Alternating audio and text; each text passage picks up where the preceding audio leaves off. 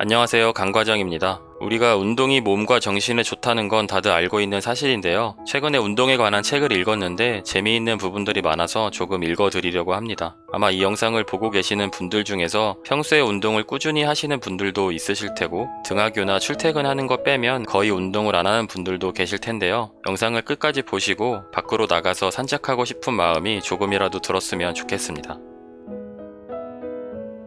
2010년 인류학자이자 듀크 대학 교수인 허먼 폰처는 텐트에서 자다가 사자떼가 으르렁거리는 소리에 깜짝 놀라 눈을 떴다. 폰처는 당시 탄자니아 북부의 에야시 호수 근처에서 야영을 하고 있었는데 최초로 도구를 만들어 사용했다는 호모 하빌리스가 200만 년 전에 살았던 협곡에서 멀지 않은 곳이었다. 폰처는 하드자족의 신체활동 습관을 관찰하고자 한동안 탄자니아에서 지냈다. 하드자족이 아프리카에서 수렵과 채집으로 살아가는 마지막 부족 중 하나였기 때문이다. 사자들이 약 800m쯤 떨어진 곳에서 으르렁거린 날은 폰처 일행이 하드자 야영지에서 머문 지 이틀째 되던 날이었다. 폰처는 낯선 환경에서 몸을 뒤척이며 억지로 다시 잠을 청했다. 다음날 아침 폰처는 6시에 일어나 모닥불 주변에 둘러앉은 팀원들에 합류했다. 커피와 오트밀을 준비하려고 물을 끓이는데 하드자족 남자들이 야영지 쪽으로 다가왔다. 그들의 어깨엔 큼직한 덩어리가 하나씩 들려 있었다. 똑같이 사자떼의 울음소리를 들었는데 그들은 폰처처럼 다시 잠을 청하는 대신 어둠을 뚫고 나가 사자떼의 먹이를 약탈했던 것이다. 폰처는 당시 기분을 이렇게 회상했다. 하드자족 남자 5이 사자 무리에게서 갓 잡은 영양을 빼앗아 오는 동안 쪼그려 앉아서 오트밀 죽을 먹는 것보다 남자로서 더 초라하게 느껴질 만한 일은 없을 것이다.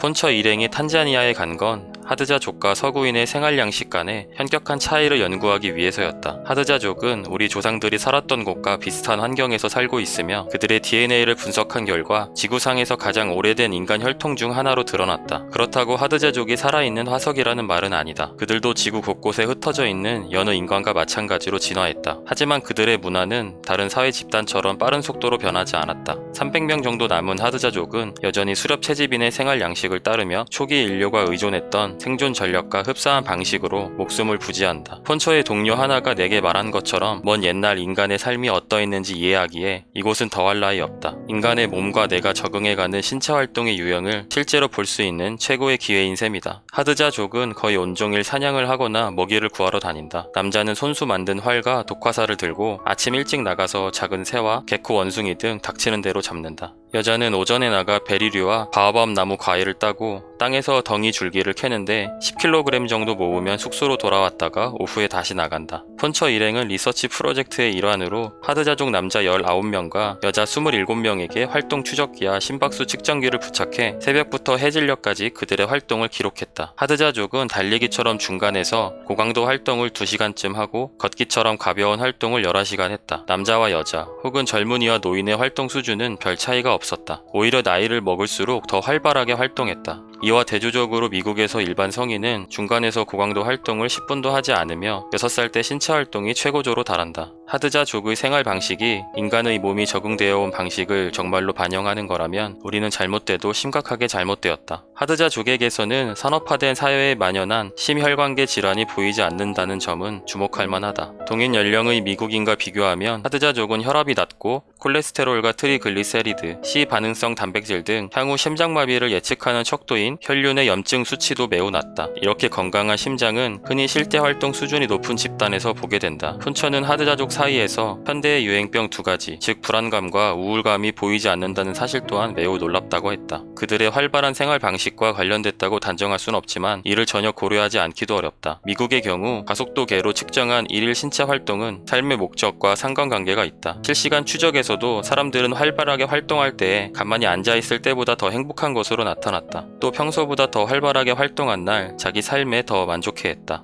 미국과 영국에서 진행된 다른 실험에서 꽤 활동적인 성인들에게 일정 기간 동안 몸을 많이 움직이지 못하게 했더니 행복감이 줄어든 결과가 나왔다. 규칙적으로 운동하는 사람들을 2주 동안 주로 앉아서 지내게 하자 불안해하고 짜증도 많이 부렸다. 성인에게 임의로 일일 보행수를 줄이게 하자 88%가 더 우울해졌다. 활동을 더 줄이게 하자 일주일도 안 돼 삶의 만족도가 31%나 감소했다. 하루 평균 5,649보만 걸으면 불안과 우울증이 생기고 삶의 만족도가 떨어지는 것으로 밝혀졌다. 그런데 일반적으로 미국인은 하루 평균 4,774보를 걷는다. 전 세계 성인의 평균 보행수는 4,961보다. 1960년대 말 브루클린 지역에서 활동하던 정신과 의사 프레더릭 베이클랜드는 수면 연구를 위해 운동을 즐기는 사람들을 모집하려고 했다. 운동이 수면을 돕는다는 사실을 선행 실험을 통해 알아낸 바 있던 그는 이번엔 운동 중단이 숙면을 방해하는지 알아보고 싶었다. 운동을 꾸준히 해온 사람 중에서 30일 동안 기꺼이 중단하겠다는 지원자만 나타나면 됐다. 그런데 문제가 생겼다. 아무도 지원하려 하지 않은 것이다. 베이클랜드는 선행연구 피험자들에게 지불했던 것보다 많은 비용을 제시하기까지 했다. 나중에 그는 지원자 모집의 어려움을 이렇게 토로했다. 피험자 후보 상당수, 특히 매일 운동하던 사람들은 돈을 아무리 많이 줘도 운동을 중단하지 않겠다고 단언했다.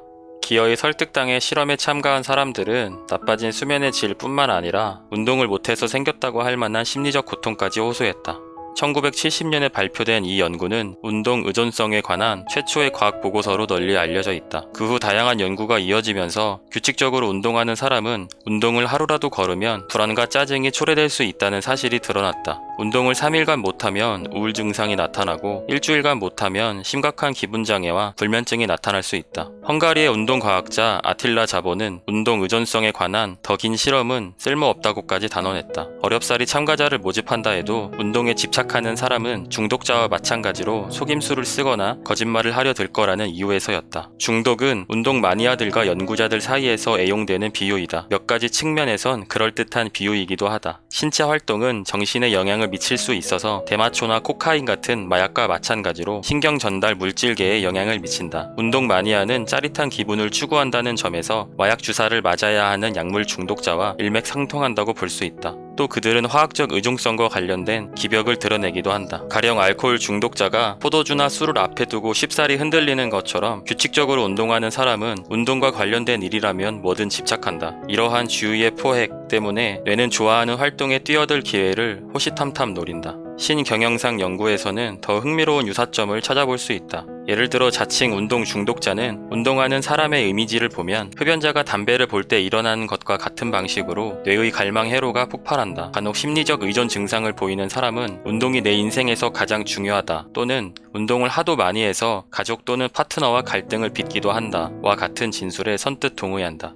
46살 먹은 한 장거리 러너는 발목이 부러진 상태에서 2년 넘게 달리기를 계속했다고 한다. 어떻게 하면 달리기를 쉴 수 있겠냐고 묻자 그녀는 누가 내 발목에 족쇄를 채우지 않는 한 달리기를 멈출 수 없어요 라고 대답했다. 이러한 연구는 신체 활동이 가장 강력한 습관성 물질과 마찬가지로 무언가에 푹 빠지게 하는 역량을 활용한다는 점을 보여준다. 운동과 중독 간의 유사점을 살핀다면 신체 활동이 뇌를 어떻게 변화시키는지 이해하는 데 도움이 될 수 있다. 아울러 신체 활동을 하면 할수록 더 보상이 따르는 이유를 설명하는 데도 도움이 된다. 그렇지만 운동을 중독에 비유하는 데는 한계점도 있다. 대다수 운동 마니아는 건강을 해치거나 남은 생애에 지장을 줄 의존성 문제로 고통받지 않는다. 그들은 단지 운동에 대한 갈망과 필요성과 집념을 품고 있을 뿐이다. 그들의 열정에 관해서는 약물 남용보다 더 나은 비교 대상이 필요하다. 운동에 푹 빠진다고 해서 우리가 익히 아는 부정적인 개념의 중독과 같다고 볼 수는 없다. 운동이 약이라면 가장 흡사한 것으로 항우울제를 들 수 있다. 나를 포함해 많은 사람이 운동에 푹 빠지는 이유는 내재된 중독성 때문이 아니라 좋은 사람들과 관계를 맺으려는 뇌의 역량 때문이다.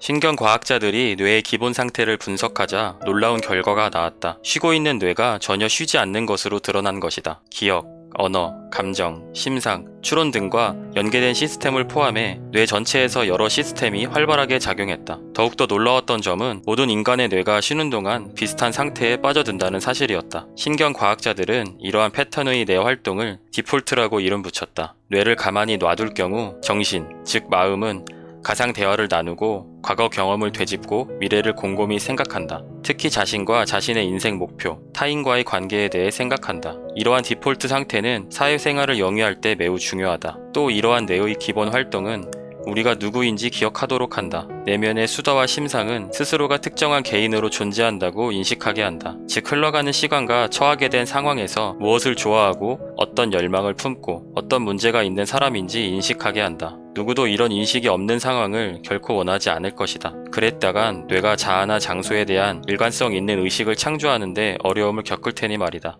디폴트 네트워크의 핵심 구조가 뒤죽박죽으로 얽혀버린 알츠하이머 병의 말기 상태가 딱 그렇다.